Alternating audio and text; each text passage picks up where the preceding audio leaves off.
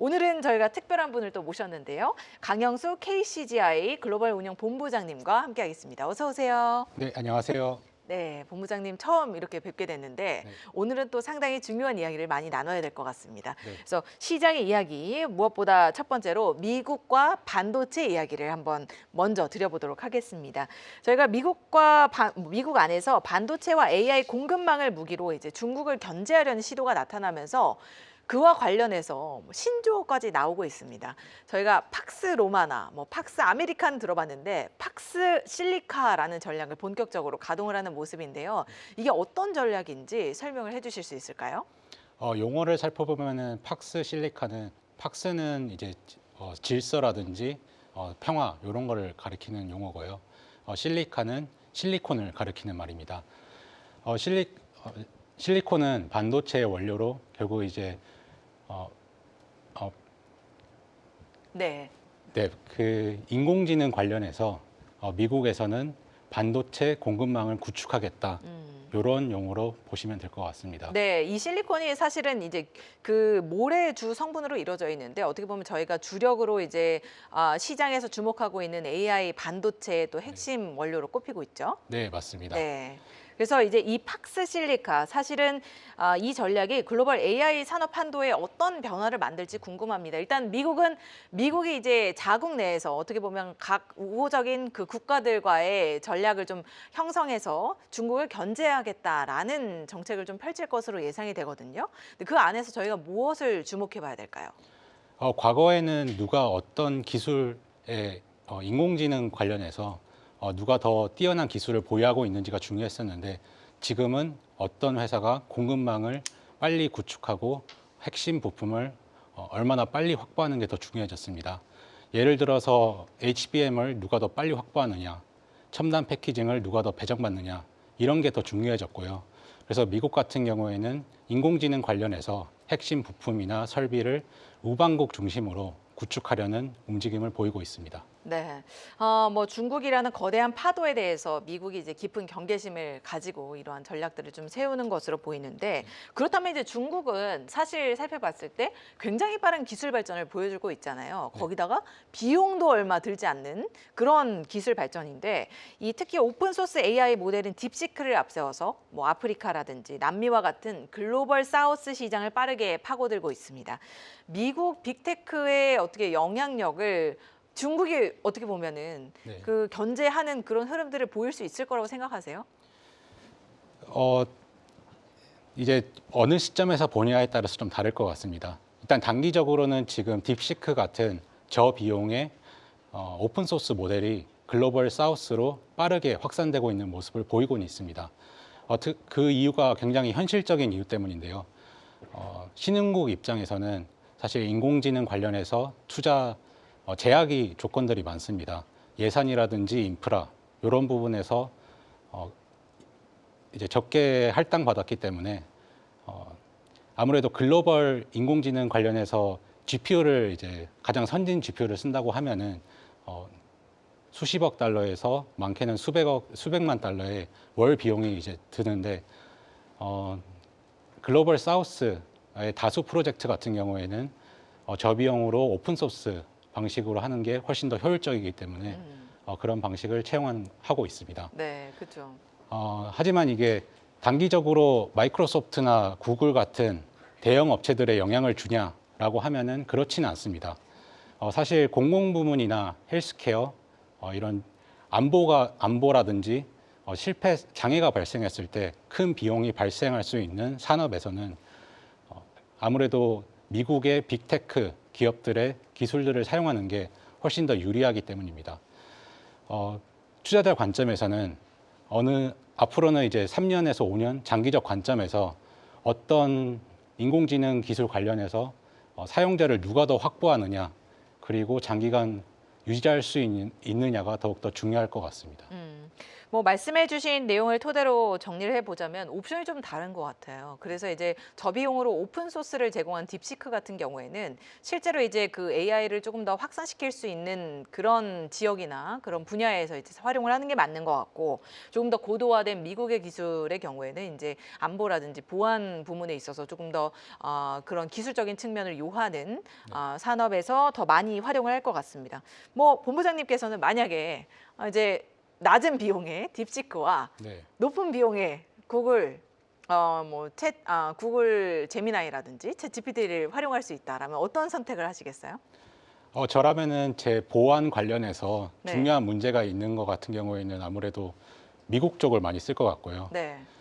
좀 더 커머디티 성격의 제가 좀 더 이제 많이 효율적으로 쓸 수 있는 부분은 중국 쪽을 쓰지 않을까 이렇게 생각을 합니다. 그럼 두 가지를 다 채택해서 쓰는. 네, 맞습니다. 네, 좋습니다. 아주 중립적인 답안을 주셨어요.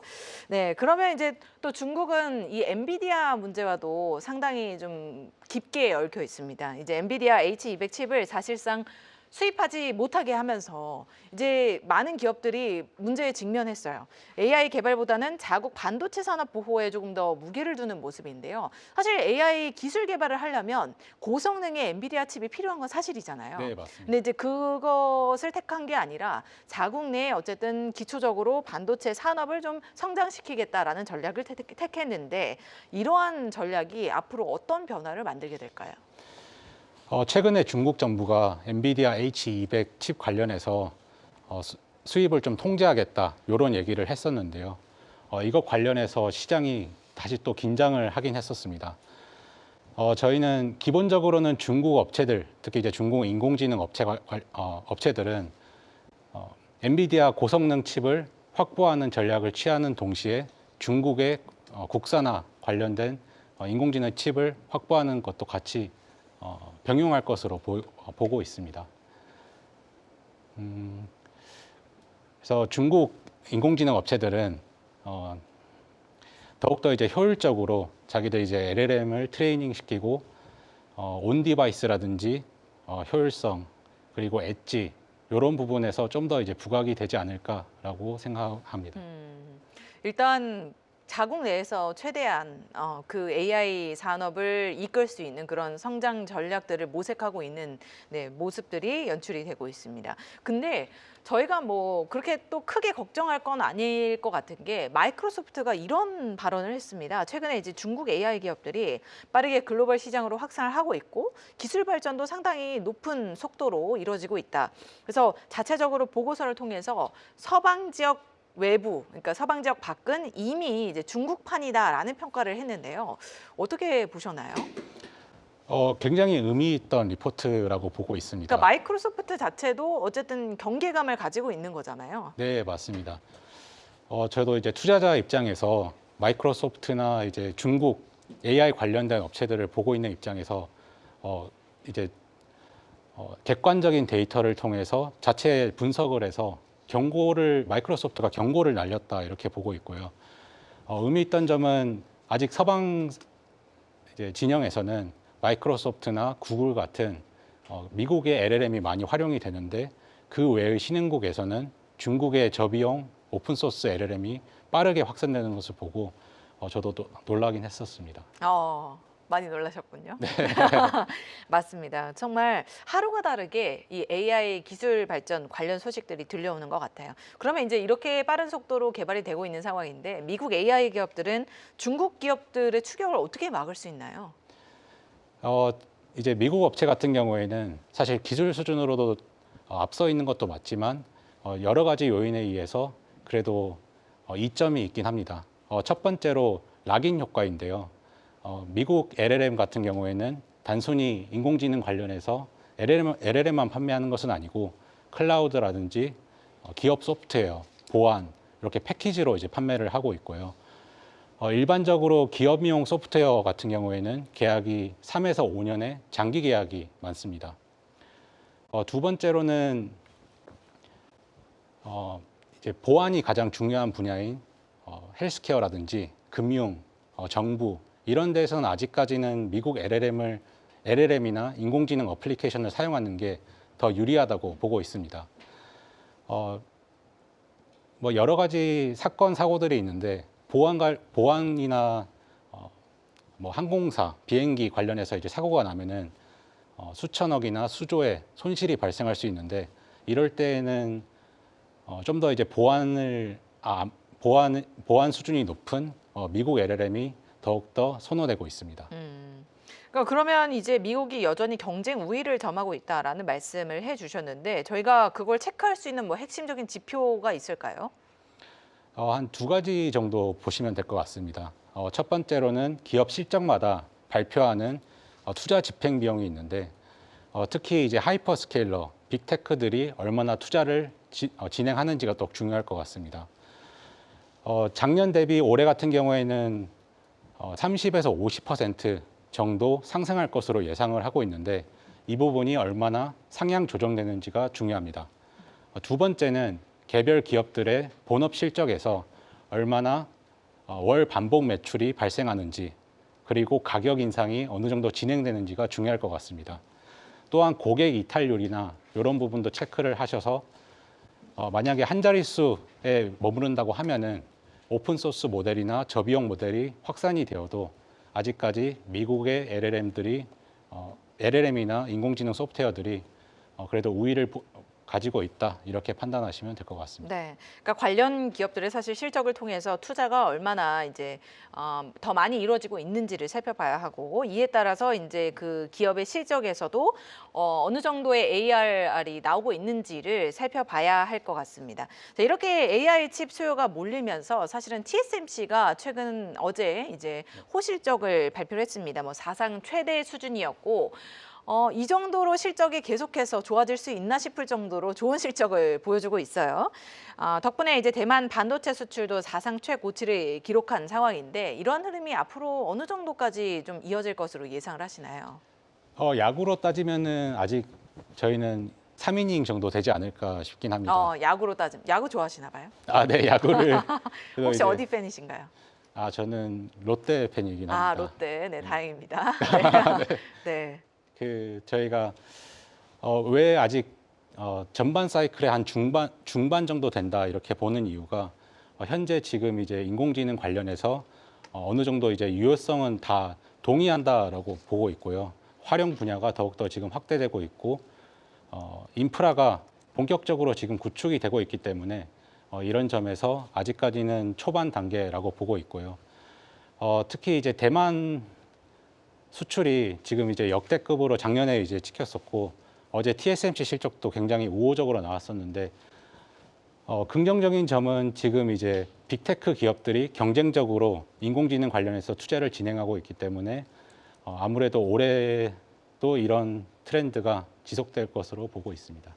올해도 사실 뭐 올해도 그렇지만 뭐 중장기적으로 봤을 때 몇 년 정도 예상을 하시나요? 제가 너무 구체적으로 여쭤봤나요? 아닙니다. 저희가 뭐 이거는 사실 맞추기가 굉장히 어렵다라고 생각을 그렇죠. 하는데요. 네. 투자 집행 속도가 얼마나 빠르게 진행되느냐에 따라서 다를 것 같습니다. 지금 이제 인공지능 관련해서 기업들의 주가가 많이 오른 게 한 3년 정도 된 것 같아요. 그래서 지금 이제 3이닝이긴 하지만 앞으로 이제 투자 속도에 따라서 몇 년, 수년간 또 지속이 될 수 있고 될 수 있다고 생각합니다. 맞습니다. 그래서 이제 이러한 흐름이 조금 더 지속이 될 것으로 예측은 하고 있는 상황인데 그렇기 때문에 이제 저희도 전략을 조금 더 장기적으로 한번 세워봐야 하는 게 아닌가 하는 생각이 듭니다. 네, 그러면 이제 한번 이 이야기로 들어가 볼까요? 연초부터 글로벌 채권 시장이 사상 최대 규모의 발행 물량을 쏟아내고 있습니다. 저희가 이제 주식 시장을 주력으로 해서 보고 있긴 하지만 채권 시장의 움직임도 다양한 변화들을 보여주고 있는데요. 만약에 이렇게 채권 금리가 오를 경우 뭐 가격은 떨어졌다는 이야기겠죠. 그러면 이제 러셀 지수가 최고치를 경신 중인 상황에서 우리 중소형 테크주들에 대한 뭐 우려는 없을까요? 괜찮을까요? 현재 채권 발행이 많아진 것도 사실이긴 합니다. 그래서 많은 분들이 과거에 이제 닷컴 버블하고 좀 비교를 해서 우려를 하시는 분들도 있는데 네. 저희는 그런 우려는 좀 과도하다 이렇게 보고 있습니다. 과거 이제 닷컴 버블 같은 경우에는 PE 멀티플이 한 60, 나스닥 기준으로는 60배 정도 됐었고요. 러셀 2000 같은 경우에는 18배에서 20배 정도에서 거래되고 있습니다. 과거와 다른 점은 현재는 매출을 발생하고 이익을 발생하는 양호한 기업들이 다수 있고 현금 흐름도 약 18개월에서 24개월의 현금을 보유하고 영업을 이제 유지하기 위해서 현금을 보유하고 있기 때문에 과거와는 다르다라고 생각하고 있습니다.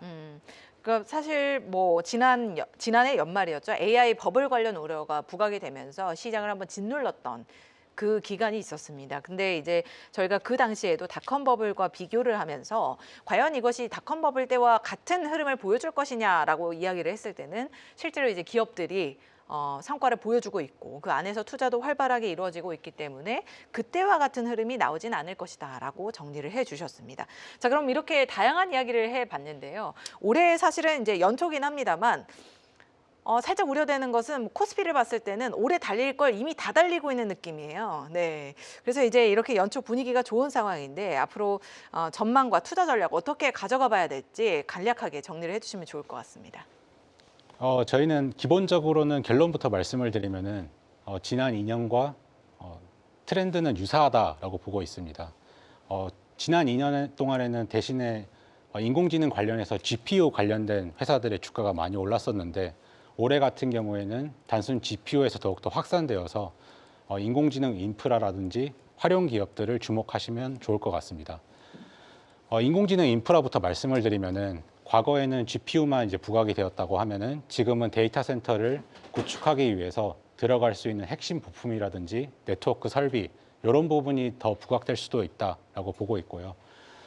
두 번째로 이제 인공지능을 어떤 회사들이 본업에서 활용해서 비용을 절감해서 이제 실적을 어떻게 개선하는지 이런 부분도 좀 관심을 가져주시면 좋을 것 같습니다. 네, 그러니까 지금 현재는 어떻게 보면 AI에 중심적으로 있는 관련 기업들이 이제 점점 더 탄력을 받고 있는 모습인데 그게 그 영역이 조금 더 확산되지 않을까 하는 말씀을 해주신 거죠. 그래서 관련해서 AI 인프라라든지 활용 기업들을 보다 주목하면서 전략을 세워보면 좋을 것 같습니다. 자, 오늘 이야기는 여기까지 듣도록 하겠습니다. 지금까지 강영수 본부장님과 함께했습니다. 오늘 말씀 고맙습니다. 네, 감사합니다.